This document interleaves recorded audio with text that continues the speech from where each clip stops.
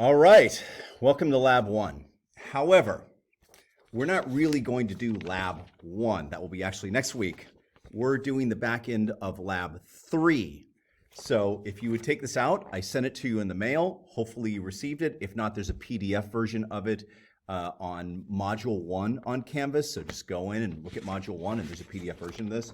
If you flip all the way towards the back, you're going to see something that says water pipe diagram. The very next page is exercise 3.7. That's the one we're going to do, all right? I'm going to read a little bit of it to you, and I'll explain a little bit what's going on, and then we're going to roll through it. Here's what happened. Outside this classroom, over here, there's an ornamental fountain at Santa Ana College. An ornamental fountain, in a lot of ways, is like a swimming pool, right? Where you have to kind of take care of it, because if you do not take care of it, it's going to begin to get a little funky, the water is. So they have to make sure that because birds go in there and insects go in there and biotic stuff gets in there, that they don't want the whole thing turning green with some biotic mossy life that's happening. So they have to in some way treat that water, obviously. It's, you know, like a swimming pool, you would have to do that. But they can't treat it too much. If you put too much chlorine in there, what'll happen is the colorful tiles will eventually fade. Just like the sun can fade things, the chlorine is going to fade something, okay? So one of the samples we have, one of the beakers of water that I got, comes from outside, comes from that ornamental fountain at Santa Ana College. The other one is bottled water, Crystal Geyser. There you go. Probably heard of it. And what we're going to do is we're going to go through and we're going to test both of these, the ornamental fountain water and the Crystal Geyser water. And what we're looking for is your expectations of bottled water, not your expectations of the ornamental fountain, your expectations of bottled water. What do you expect when you get bottled water, when you drink that? And we're going to check it for 4 things. I've got them lined up right here. pH, chlorine, copper, and hardness. Those are the 4 things we're going to check. I've already done it. You can see what happens is you take a sample of the water, you put it in a bag, you put a little pill in there, you shake it around, and sometimes it changes colors. And then what we do is we compare that to this chart that I have here. And when you compare it, then you can see what it is, what the pH is, or you know, if there's copper in it or whatever it may be. Okay, so let's go through it. Your job is to slowly fill in this paperwork as we go through, right? So we're going to start at the bottom of what is page 21, it looks like here. And let me read the top part right underneath exercise 3.7. I'll read it, so I'm kind of looking at you, but I need my glasses on to be able to see what's going on. Quality water is colorless, tasteless, odorless. Odd colors, tastes, and smells are from impurities in the water, which does not necessarily mean that those things are dangerous. They just aren't water. So what we're going to do is we're going to look at these 2 sources, the ornamental fountain outside and Crystal Geyser, this bottle of water that I bought, and we're going to check them for each one of these things, starting with pH, all right? So if you look at towards the bottom, about halfway down, it says part 1, testing pH. Use one of the plastic bags, fill the water up to line C, put the pill in, shake it around, let's see what happens.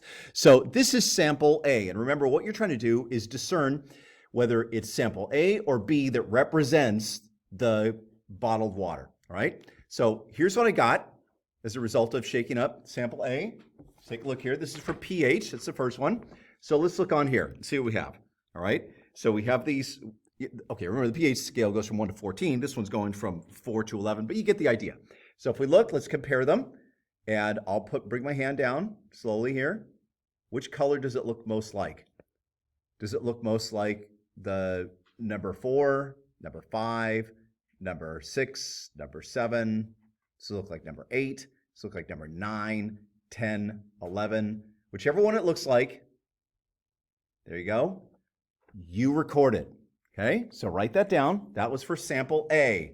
There you go, sample A, right here, write it down, right there, A, what you think it was, right? Now we're gonna do the other one. This is sample B. See what we get for sample B, okay? It looks a little different, okay? Here's B. Let's take a look at the same scale here. Where are we? Whoops. This is backwards, you know, when I record this, so it's hard for me to see it. But you can see there, does it look like 4, 5, 6, 7, 8, 9, 10, 11? Which one would you say it looks most like? Just take a look at it closely. Which one is it? Look around. All right, now record it. Okay, do that. Here's the next thing we're going to do. So the next thing is this. Look at figure 4, which is this, and on the pH scale right there, you can see that there's all of these things over here on the other side that tell you, like, If something is a 6, if something is a 4, if something is a 13, what is it? And so what I want you to do is, it says for number 2 in part 1, look at the pH scale in figure 4. What substance do your 2 samples correspond with? So for A, write down what you see it as. For B, write down what it is. Okay, very good. You start doing that. Then I'm going to do the next thing, which is gently open the plastic bag, take one of the straws and blow into it for 60 seconds. I don't know if I'm going to be able to make it for 60 quite seconds, but it's going to be close to this. So this is sample A right here. If I can get this thing open, let's go, let's go, let's go. Go, go, go, go, go. Time is ticking, time is moving. Here's a straw. Okay, illegal, but I have one. Okay, I'm going to blow into it.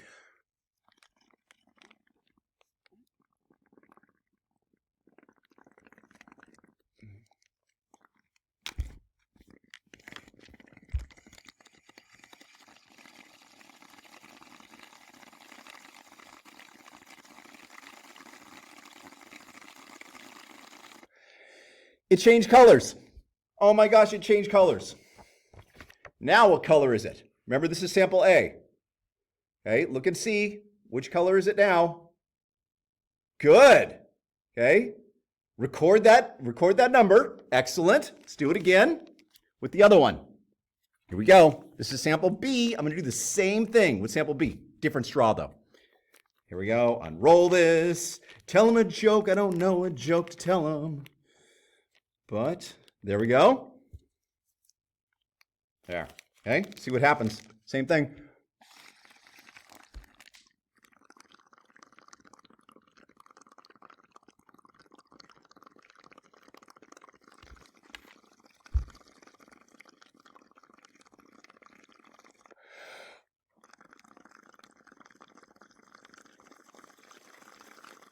All right.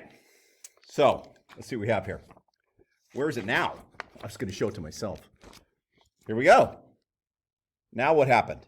So you had sample B, whatever number you had. What number does sample B look like now? Yeah, which number is it? Record that. Write it down. What is the new pH? So you can see on number 3, it says, what happened to the water for A and B? Well, what happened? I'm going to tell you what happened. It changed colors. Okay, that's what happened. And then what's the new pH for A and what's the new pH for B? Then the real question, number 5, is why did they change? What happened to make them change? Yes, I breathed into it. I was blowing air into it. What is mostly coming out of you when you're breathing out, when you're exhaling? No, not COVID-19. Come on. No, that's not the answer. The answer is carbon dioxide. And carbon dioxide is an acid. Okay, that's what carbon dioxide is. So why did it change? Well, you write that down, all right? And as you do that, we're going to go to the next one. Okay, the next one has to do with chlorine. So let me pull these both out. Here's the first one. Find chlorine on here. Here's chlorine. I'm sweating from this. Wow, I was blowing very hard on that. So here's chlorine. This is sample A. Okay, look at sample A. Okay, record what you see. Almost nothing, right? Almost nothing. Well, write that down. See, write down sample A. I don't know. So low that it's below low. Okay, here's sample B. Let's see what happens to sample B. Remember, this is expectations for bottled water. Okay, sample B. There we go. Look at that. What color do you have? What color is that? See that color? Again, record it. Doesn't look like much of anything to me. If that's what it is, write it down. Okay, just write that down. You're going to be quizzed on this. Good. All right, here comes the next one. The next one is copper. So let's take a look at copper. All right, so here we go. This is sample A. We're going to look at copper. Oh, this one's exciting. And see the chart? Woo! Look at that.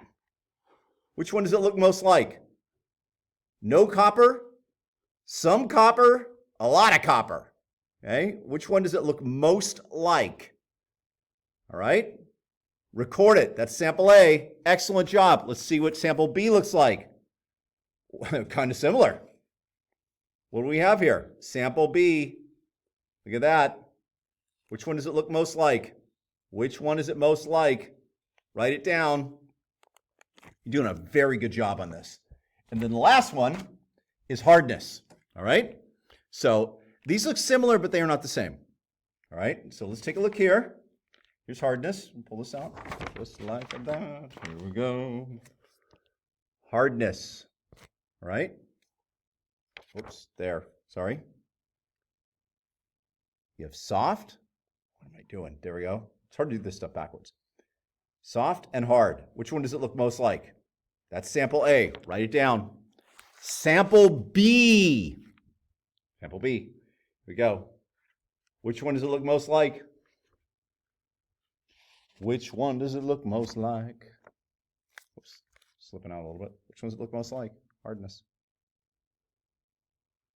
Okay, very good. Excellent job. Okay, then if you look down at the very bottom, it says, which sample do you believe is a bottle of water? Which one is it?